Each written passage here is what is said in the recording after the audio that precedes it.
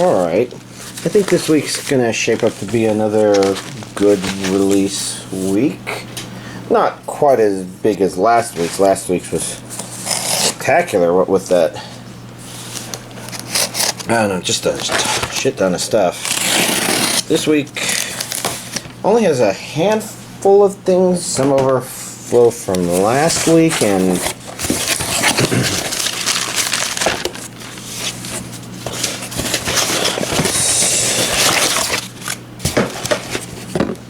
yes, I feel stuff here. And put that aside. Oh, okay.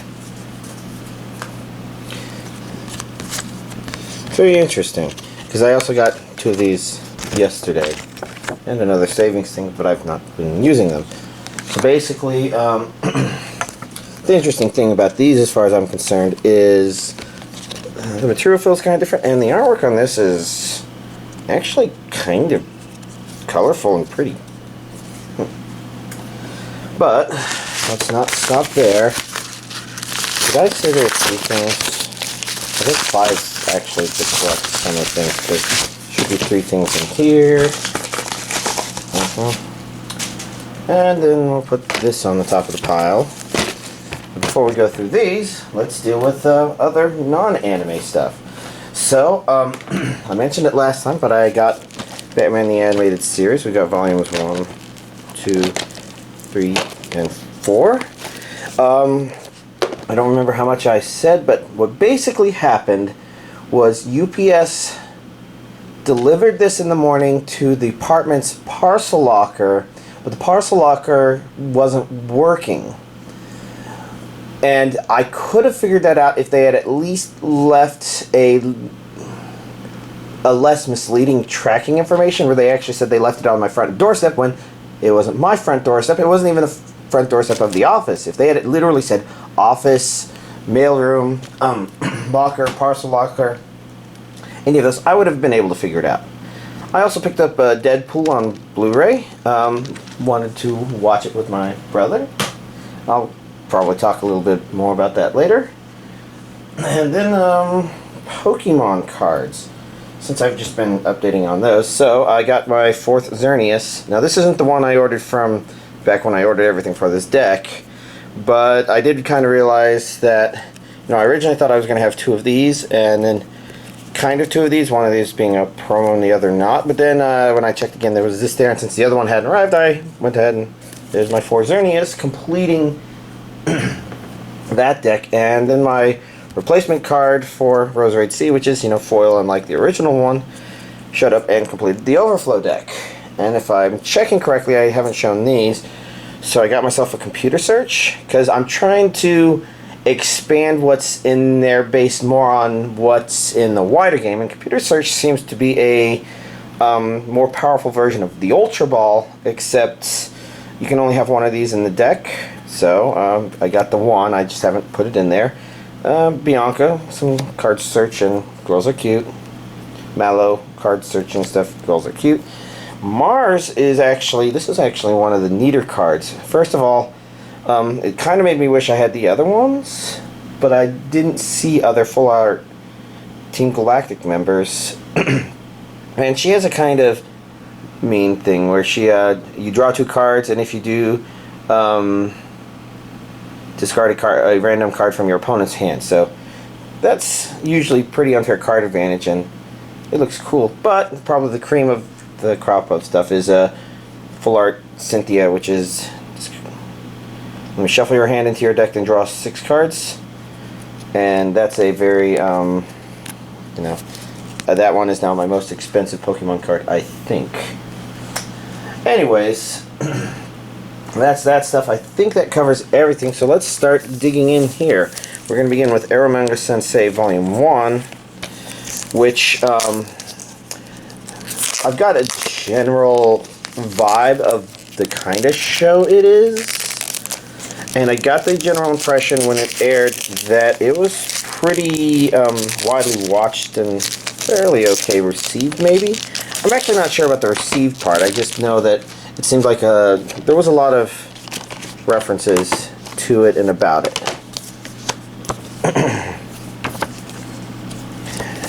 And, well, I'm trying to decide if my speculations would be amusing or not.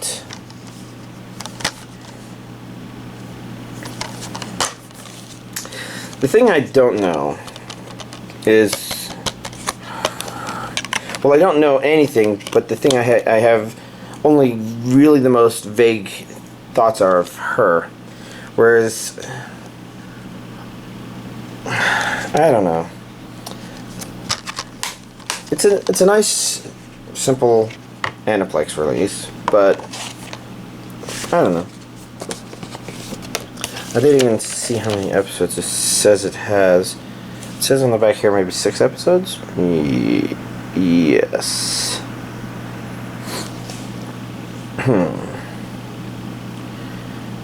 I guess, let's see, we've got audio Japanese, so this is Japanese with English subtitles only. I'm not seeing it say region A anywhere on here. Maybe I should have looked closer at the discs. Oh well.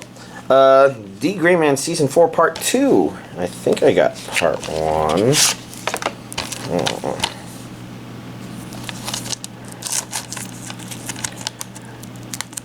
Oh well. The important thing is more D.Gray-man is coming out. It'd be nice if it was also coming out on Blu-ray, because I think there's some of it that is out on Blu-ray, and as a collector it'd be nice to collect, but this isn't bad either. That is a 3, that is a 2, that is a 1. Those are a bunch of Roman numerals that I can't quickly convert. We've got lots of people. Is this the end of the series? It'd be nice if it was, because it meant they released it all, but I don't know. We've got Akashic Records of Bastard Magic Instructor. I don't know what to think of this. Ooh, regions A and B. That's nice. And I see an English dub. Don't let this bastard fool you. It kind of reminds me of that Sky Wizard Academy anime, I think it was. Just, I mean, it's really hard to tell if he is that kind of character. I don't know. I want to check it out. And, you know, I always remind myself, if I don't really like where it's going, I could always just, you know, end it early. I think this is that character. She does seem a little more central than the others, so she seems a little more main. This is Blu-ray 1, but she's looking a little... Oh, no. I guess the blonde girl maybe is also... Or maybe there's some favoritism going on in the artwork here. I don't know. Blu-ray 2, DVD 1, DVD 2. Let's see. This is a complete series. It'd be nice if it's actually complete and not partial implementation of something that's not going to get more season, but whatever. We've got Berserk Season 2, 13 episodes. Not to be confused with Season 11. It's kind of hard to... It keeps bumping into. Ooh, regions A and B. That may be consistent with the previous one, I don't remember. English dub. Happy Man. Happy Lady, probably? Yeah, I don't know. Let's just keep digging in. Digging into me.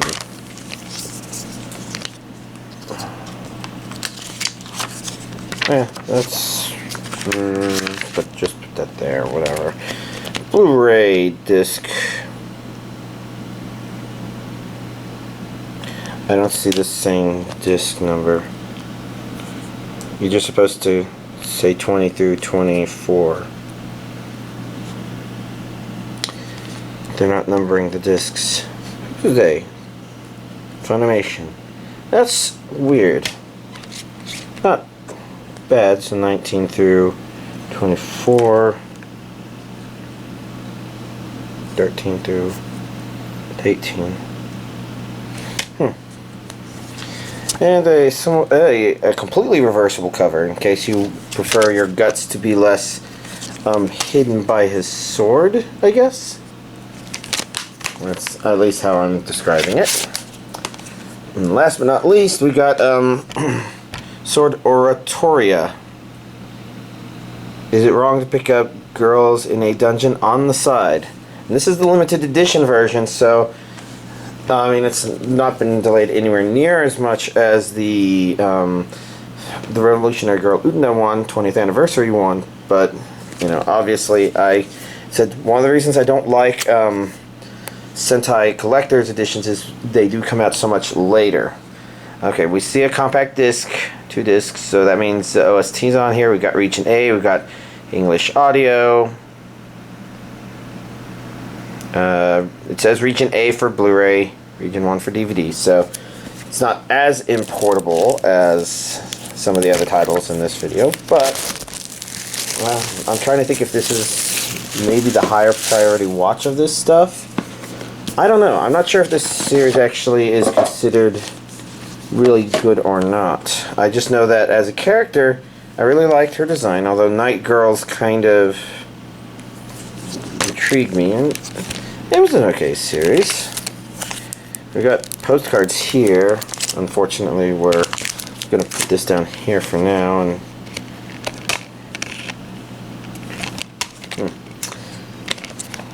it's another version of that artwork.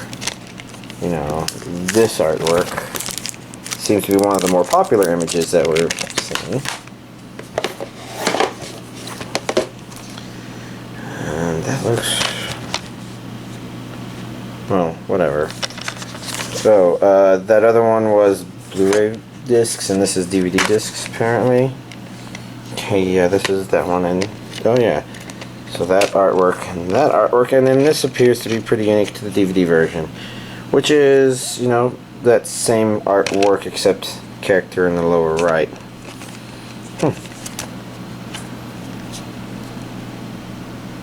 So I guess that means she didn't get as much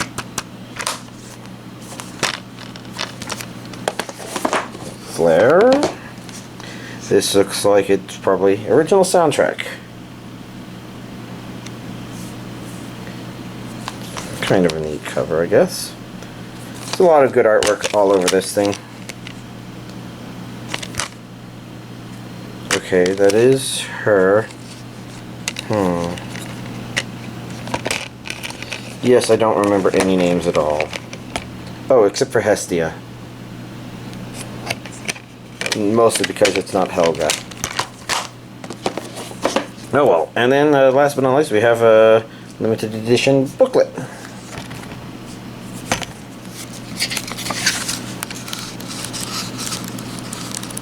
Looks like there was information about episodes, a bunch of pics, cool stuff. Don't want to look too closely in case there's spoilers or whatnot, but I think that's everything. Here's this week's anime DVD collection update. So, as I mentioned last week, My Hero Academia Season 2 Part 2 was the high priority watch, and I did immediately watch it, and I decided to push my bedtime pretty late to finish watching it, even though I had other things to take care of.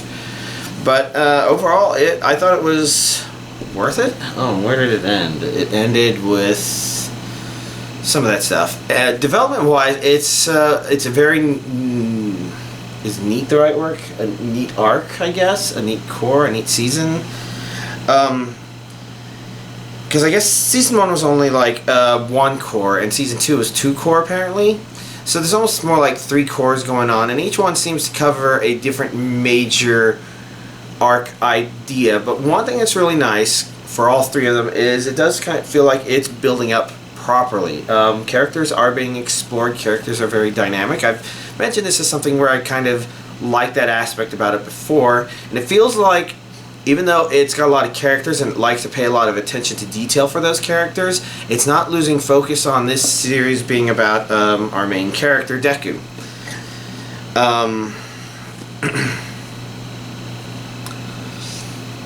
It's just also trying to make sure it's not just, oh yes, he's the best ever, and it's introducing some interesting world building, history building, character building sorts of stuff where it's pretty neat. I would definitely have kept going on to season 3 or season 2 part 3 if that's the way they did it, but they didn't, so I can't, so I won't. And overall, I enjoyed watching it.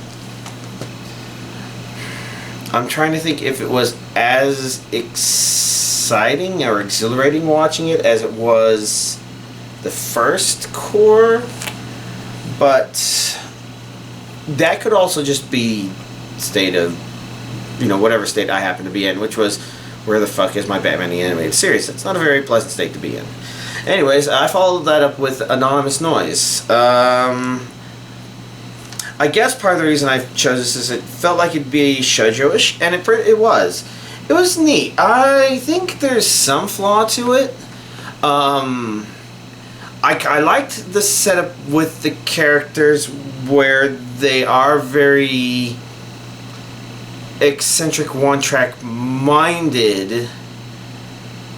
Especially the main girl is set up as being especially that, and it kind of works out because this is one of those anime where other characters in the show think that what she's doing is notable, and there's a kind of difficulty in creating anime like that, you know, like, oh, I like the way this character sings or the way they dance or something like that, and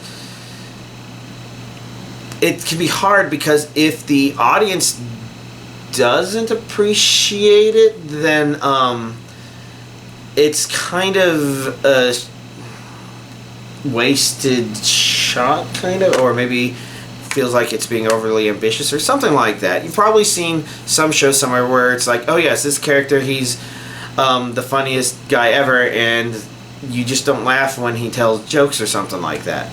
And this one is about, oh yes, she sings, and for me, lyrics don't mean a whole lot per se. I usually, for me, a singing voice is just another instrument in whatever song is there, and sometimes lyrics jump out, but usually it's,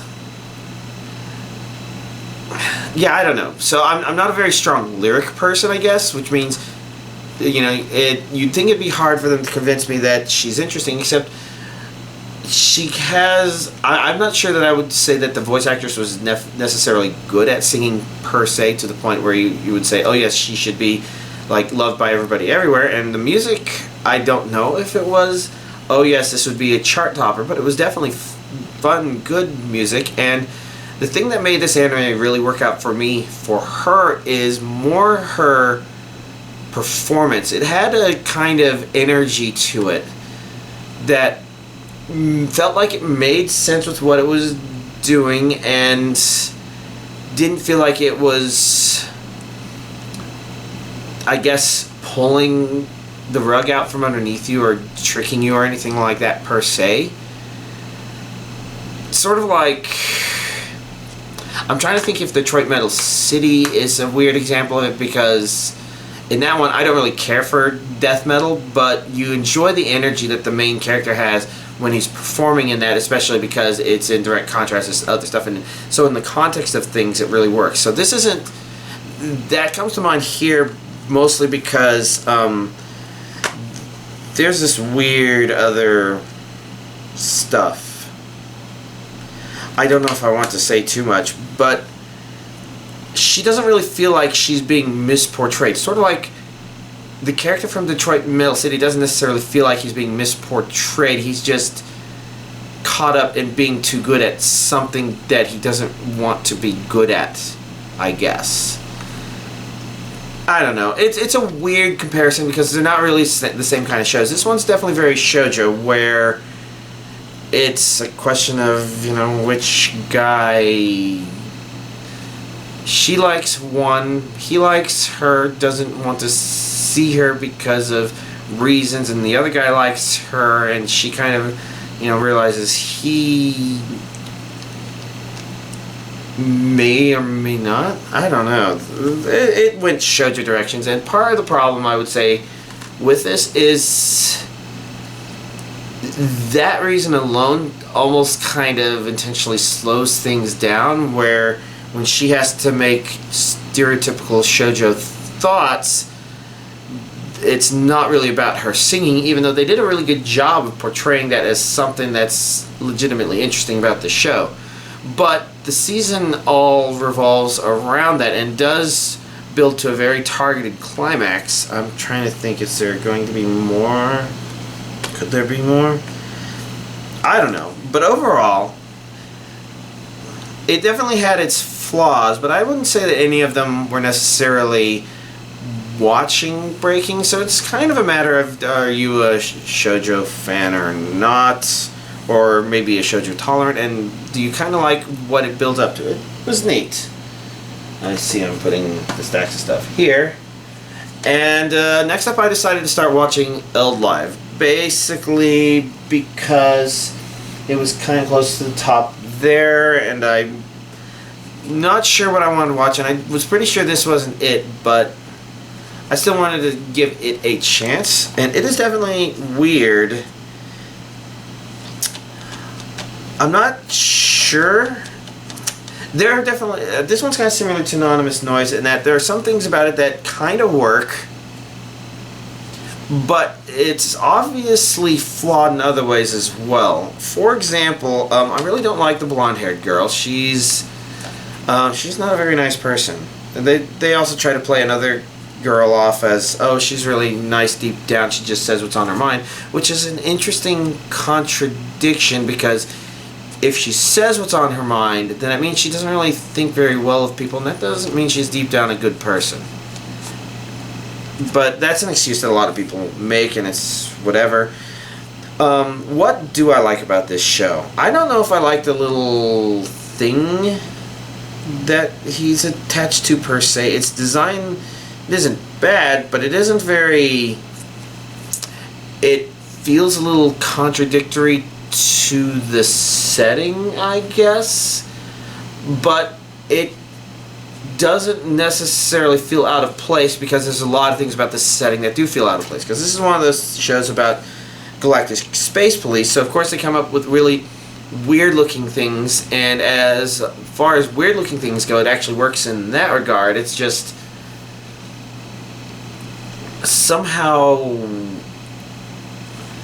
I don't know, it almost feels like somebody tried to draw an animal sidekick, but then didn't know what to do with the head, so they're like, whatever.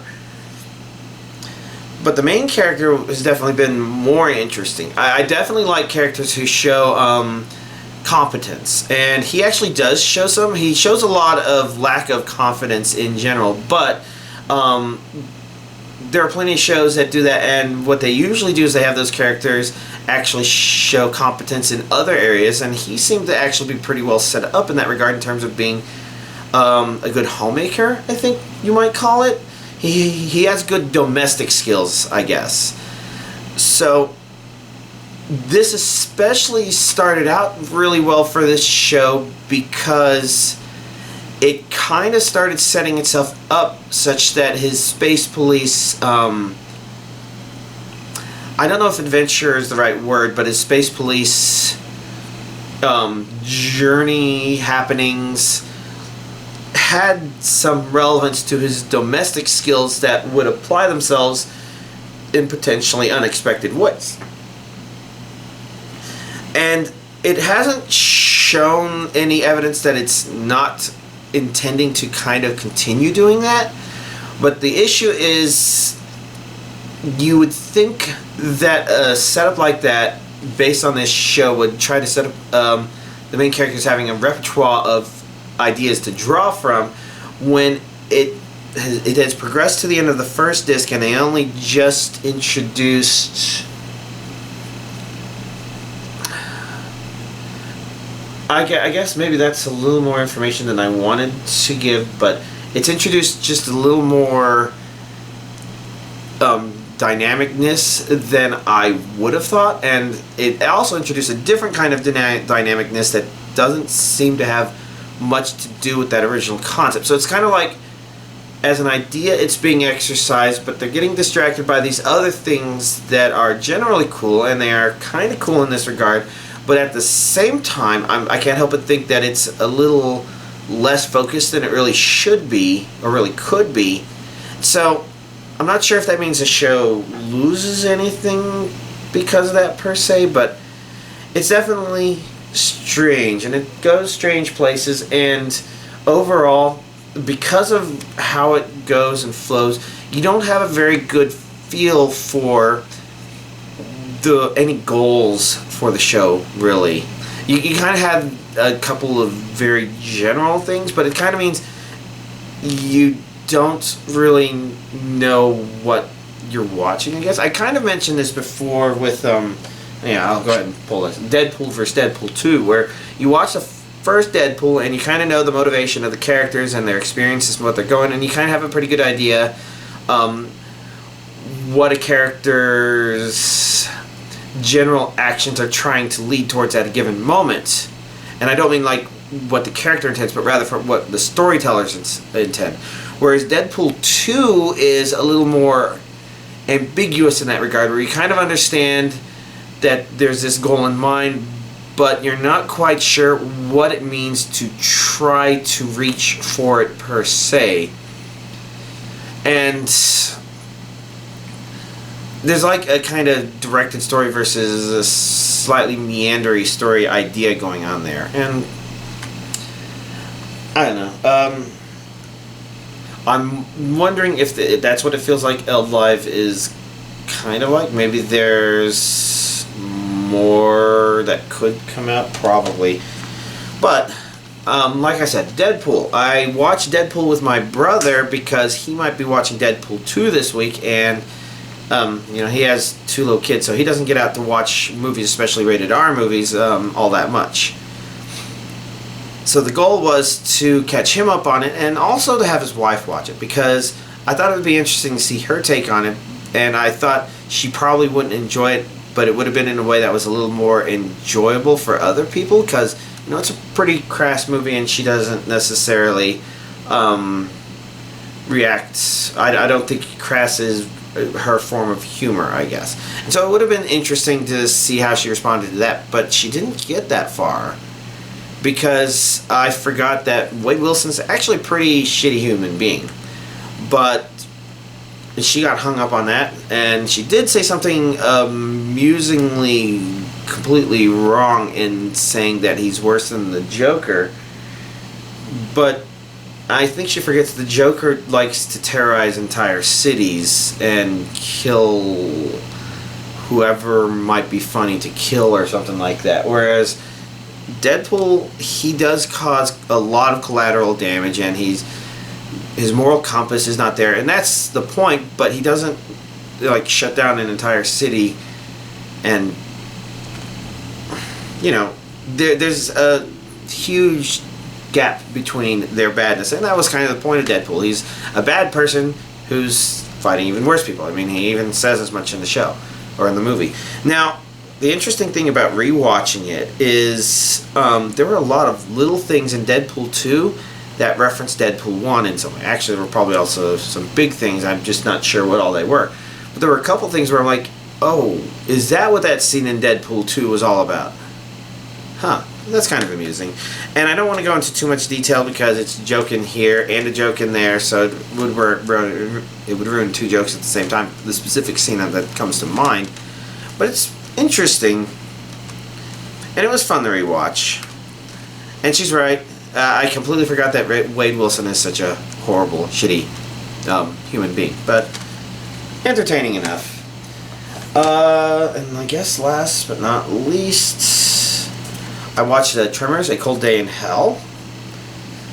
And I wish I could remember the details of the previous movie a little bit better such that I could comment on how they compare to each other, but from what I vaguely recall feeling from the previous movie, I think this one's maybe better, but at the same time it's also it seems like it takes a lot more inspiration from the first Tremors movie than the previous one did, but there's little things that are wrong and off, and it definitely puts it in a more campy territory, I guess. I wouldn't call it bad, because it kind of knows that it's doing stupid things here and there, and they did the right thing by making sure Bert's still there. I think, like, two things that kind of stand out slightly more than others as things that weren't quite right that I can also talk about. One example is the people who were eaten by graboids in the very beginning of the movie. Well, it was discovered that they were eaten by graboids because, there's a guy's arm there and there's another guy's head there, and that was kind of the complete opposite of what the graboids did, I guess. Like, they just swallowed everything. They weren't that messy of an eater. So that's something where it's like, maybe the graboids are ever so slightly off. Because the other part of it is, it felt like they had less personality. See, they went back to the roots of the first movie and kind of had ideas of graboids trying to grab people who know they can't stand on the ground. But the first movie definitely had this continuous kind of feeling to it where you kind of felt the graboids were always thinking. And in this one, they feel like they're just animals that may eventually catch you. So they seem to be easily distracted by things I wouldn't think would normally distract them. And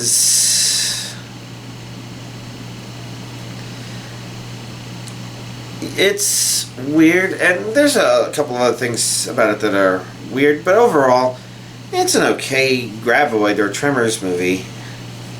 I'm not sure how it would have compared to the one TV series with Kevin Bacon advertised thing. Especially because that one kind of has to compete with an entire franchise of graboid Tremors stuff. Including another series which actually came up with a very interesting idea for things that are just... Oh, not everything in a Tremors TV series can be about graboids. I don't know. It's all talking about stuff. Let's see if there's anything else to talk about. It's now that I've completed the Gardevoir and gotten the Overwatch deck completed, I've had a chance to play these decks against each other, and I guess I have a good feel for how the game more or less flows. And I have to say that these two decks don't even compare. What did I call this deck? I didn't call it Overwatch, did I? The Overflow deck can't even feint any Pokemon in this deck. This deck doesn't even need to Mega Evolve its Gardevoir to one-hit shot everything except for Marshtomp, not Marshtomp, but Swampert. And this deck can't even get to the point where it gets Swampert out. Maybe I'll be able to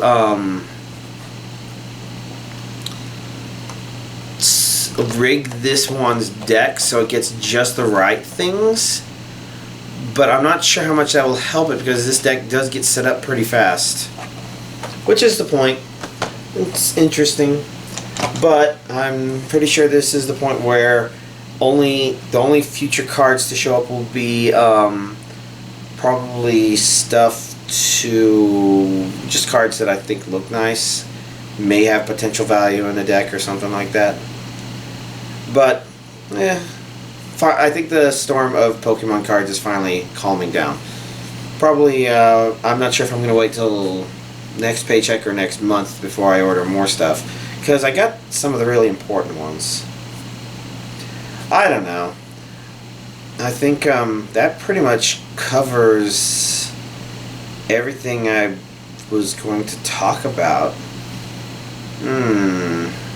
Yeah, I'm trying to remember. Oh, there's also that. I did watch Stargate Origins, and it was kind of weak. If I were to try to say why, it's because it tried too hard to tie itself into certain ideas in the original Stargate movie, but it didn't really need to. And to make matters slightly worse, it introduced Nazis as a problem. And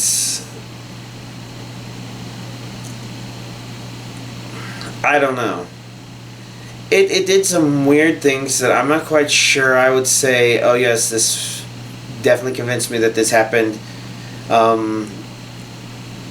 prior to the events of the first or the original movie.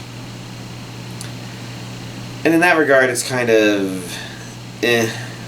some of the characters are intended to be endearing in certain ways, but like the main character, she likes to slap people, and that's not a very nice thing to do. They establish so many people can learn to speak Egyptian, except it's really only 2 people, and they kind of give reasons, but at the same time I'm not sure why. And I don't know. Its attempt to try to tie things together didn't really work as well, I'd say. Including one thing, which is we've never seen any evidence that that kind of machine and or power existed in either the TV series or the movie. You know, if you put the TV series on the side.